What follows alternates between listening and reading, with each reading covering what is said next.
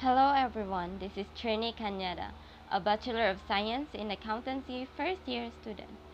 Today we're going to be talking about one of the miracles of Jesus while he was still on this earth, and that is the miracle of him walking on the Sea of Galilee.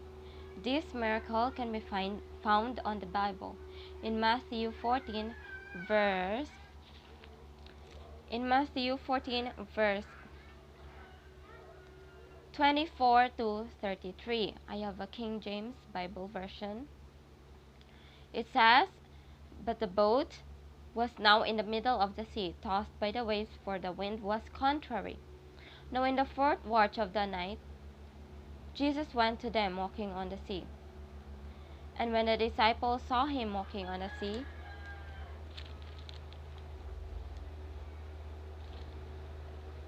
they were troubled, saying, 'It is a ghost!' And they cried out for fear. But immediately Jesus spoke to them, saying, 'Be of good cheer, it is I, do not be afraid.' And Peter answered him and said, 'Lord, if it is you, command me to come to you on the water.' So he said, 'Come.' And when Peter had come down out of the boat, he walked on the water to go to Jesus. But when he saw that the wind was boisterous, he was afraid, and beginning to sink, he cried out, saying, 'Lord, save me.' And immediately Jesus stretched out his hand and caught him and said to him, 'O you of little faith, why did you doubt?' And when they got into the boat, the wind ceased, and those who were in the boat came and worshipped him, saying, 'Truly you are the Son of God.'" So how wonderful this miracle is, right? Even if this miracle happens these days, we will still be confused and amazed, at the same time scared, because it's not an ordinary sin, right? So in this miracle, I would like to share with you 3 points. But before that, let me ask you, do you still remember this nursery rhyme? Stop, look, and listen. Beep, beep, a small jeep is running down the street. Well, it's up to you if you want to sing it, but for me, I will just share with you these 3 points, which is stop, look, and listen. So, first thing is stop. Stop doesn't mean you stop believing Jesus, but my point is stop being so confused about Jesus. In the story, the disciples, when they saw Jesus walking on the sea, they were so confused, especially Peter, because Peter asked Jesus that if it is really Jesus, let him command Peter to walk on the sea as well. So, did you not know that being double minded leads you to do uncertain things which you don't really opt to do, or you just do it because you don't have a choice? Example is your answer to your test. Let's say you don't know the answer to that question, but you are confused if it is really letter A or letter B. So the ending there, it makes you decide to pinpoint the answer, or sing "Eeny, meeny, miny, moo," right? And if it points to letter A, or let's say between letter A and letter C, if it points to letter A, you write that answer. You write the answer letter A, not because you are sure and you have your whole mind that is sure that that is the answer, but because you don't have a choice, because you are confused of the answer, you just put letter A. So in our life, being confused gives us a chance to back out or quit. So in my example, you put letter A, right? It makes, when you are confused again, you have the chance to erase that answer again and find another answer. So when it comes to believing in Jesus, when you are confused about Jesus, it gives you a chance, it makes you decide to back out or quit in trusting him, because well, you are confused about him. So you have a chance to back out or find another religion or find anything else to believe in because you are confused. But if you are sure, if you are sure about it, it makes you do it willingly, or it makes you decide to do that thing willingly. So in believing Jesus, if you are really sure that you believe in Jesus, you it makes you willing to do the work of God wholeheartedly, not just because you don't have a choice, but because you are willing to do it. So in the story, it it has it has a big difference between Peter being confused and Peter being sure about Jesus. When Peter is confused about Jesus, he asks him, "If it is really you, command me to walk on the water." But if Peter is not confused, or if he believes in Jesus that it is really him, he wouldn't say that. He will just say, "Lord, I know it is you. Let me come to you. Let me walk on the water as well, because I know that is you and you have the power to let me walk on the water as well." So, what a big difference, right? Let's go to the second point, which is the look. Look only to Christ. In the story, when Peter saw that the wind was boisterous, he was afraid and beginning to sink. Peter didn't look straight on Jesus, but he looked he looked he looked on the waves and the wind, on how boisterous it was. And that's what makes him afraid and makes him sink in the water. So,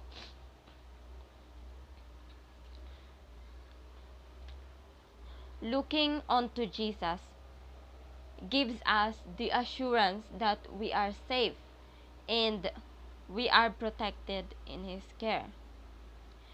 Even 1 minute of not looking to Jesus, we can be drawn to temptations. Example, you are reading a Bible in your cell phone. Most of us don't has this Bible app, but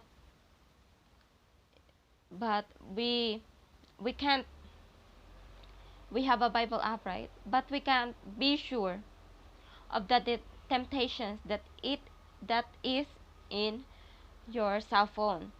Example, you are reading your Bible, but there is someone who messaged you, or there is a notification that you have there's an interesting notification about a video that makes you interested to watch. So just one click, even 1 second of looking on that notification, it tempts you. It tempts you. So look how we must really look unto Jesus and Jesus alone. That even 1 minute of not looking to him, we will be drawn to temptations. And that is what happened to Peter. Because he didn't look to Jesus, he looked to the wind, on how boisterous it was. He began to sink. The third point that I'm going to tell you is listen. Listen only to Jesus. Do you not know that in the story, Peter did not listen to Jesus? Because if Peter listened to Jesus at the beginning, when Jesus said, "Do not be afraid, it is I." When Peter listened to Jesus, he wouldn't be confused. He wouldn't be double minded if it is really Jesus or not. Yes, he heard Jesus saying, if Peter listened, he wouldn't challenge Jesus to let him walk on the water as well. Yes, he had heard Jesus, but he did not listen. Hearing is different from listening. When Jesus tells us something through the Bible or by our godly fearing parents, listening is very important. Jesus commands them to teach their children every day in every way. Remember, remember one time when there was a children drawn to Jesus and the disciples wanted the children to draw away from Jesus. Jesus said, "Suffer the little children to come unto me." And by that, he also said that children are humble and meek creatures. They must be taught in every day, in every way, so that when they grow old, they will not depart from it. So if we don't listen, our future will depend on how much lesson that we had listened during our childhood. Our parents always taught us to do these things, to do that. But sometimes, yes, we can hear them saying that, but we don't listen. And that's when your future defines how much lesson that you have heard is when you were childhood that you really listened to, how much lesson that you really applied to your life. You can see that hearing is really different from listening. When the disciples when the disciples listened to Jesus, they will not be afraid. When they listened in the first place, when they listened to Jesus, that when Jesus said that it is really him, they will not be afraid. They will have and trust and faith and trust that they are protected because it is really Jesus. But they did not listen. They only heard him saying those things, but they did not listen. So especially Peter, he just heard, but he did not listen. So that's why when he walks on the water, he was afraid because he is not sure. He did not listen and he did not look to Jesus, only to Jesus alone. So, as a summary, my 3 points are stop, look, and listen. Stop being so confused about Jesus. If you are confused about Jesus, well, read the Bible. The Bible is the only witness that Jesus is really the Son of God. Not just the Bible, but the nature itself. Nature teaches us so many things that we can't fathom. Nature that our masters can't teach us. So stop being so confused about Jesus. Look only to Jesus and Jesus alone. If you look in different forms, in different temptations, if you look somewhere else, Satan is just there by your side. He is waiting that you will be looking to him. He is waiting that that your eyes will be drawn away from Jesus. Satan is longing. for your eyes to be on Him alone. So look only to Jesus. And the last one is listen. When Jesus tells you something through the Bible, listen.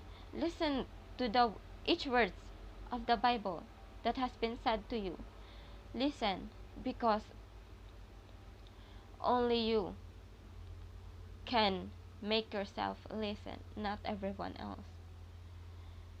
Yes, everyone can advise you to read or listen, but if you don't have the ability of, or if you're not willing to listen, then it will not be absorbed in your hearts and in your minds. So listen, listen alone. So it is stop, look, and listen. Thank you for listening to me.